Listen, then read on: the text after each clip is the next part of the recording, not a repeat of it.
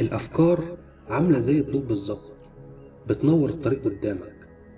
دايما الفكرة بتجيلك وانت قاعد مكانك، بتبدأ تتخيل تفاصيلها وهتنجح ازاي وهتوصل لإيه في الآخر، وتقريبا بتمشي الطريق كله وهي في دماغك.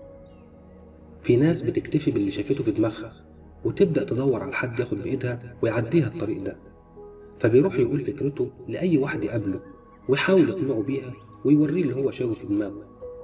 طبعا نسبة النجاح في الموضوع ده بتبقى 5% تقريبا، لأن من كل 10% في 2% بس اللي بيتحمسوا بدرجة قليلة، لأن الأفكار بتبقى مبعوثة لصاحبها مش لكل الناس. في النهاية ما بيلاقيش حد يمشي معاه الطريق للآخر، أو بيلاقي ناس مش قادرة تمشي أصلا، فبينسى الفكرة ويرميها على الرف، ويبدأ بعد كده يشوف غيرها ممكن حد تاني يمشي معاه فيها، وهكذا. تبدأ الأفكار الكبيرة تصغر عشان تناسب الواقع اللي انت عايش فيه، لحد ما تبقى فكرتك اللي كانت في دماغك مجرد روتين يومي لحد تاني بيعملها وهو سايب ايده زي ما بيقولوا. لو عايز تنجح بالفعل في اي حاجة، ما ترميش على غيرك، ارمي على صحتك ودماغك، وخليك واثق ان طالما الفكرة جات لك يبقى هتلاقي السكة اللي هتمشي فيها عشان تنجحها.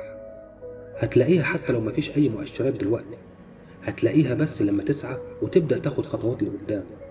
التوكل والكسل عمرهم ما نجحوا الفكرة، واللي مش واثق في نجاح فكرته عمر ما حد تاني هينجحها له. دمتم ناجحين.